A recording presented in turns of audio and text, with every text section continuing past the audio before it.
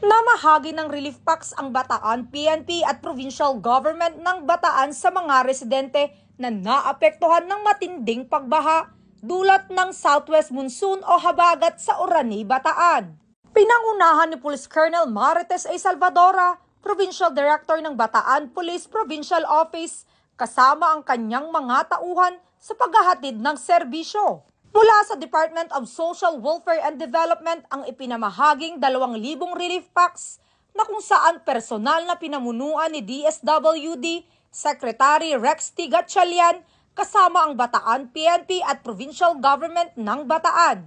Bilang bahagi ng aktibidad ay nagtalaga rin ng mahigpit na seguridad ang Bataan PNP upang matiyak ang kaayusan sa distribusyon at ang kaligtasan ng mga evacuee sa evacuation centers.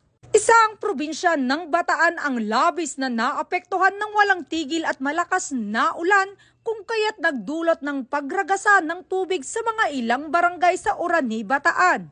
Para sa karagdagang proteksyon ng mga kababaihan at kabataan sa evacuation centers, nagtalaga rin ng Women and Children Protection Desk ang mga otoridad. Patuloy pa rin ang pagbabantay ng Bataan PNP sa ating mga kababayan at alerto sa anumang mga darating na hindi inaasahang sakuna. Mula dito sa City of San Fernando, Pampanga, ang inyong PNN Correspondent, Police Corporal Giselle V. Rivera, alagad ng batas, tagataguyod ng Balitang Pulis.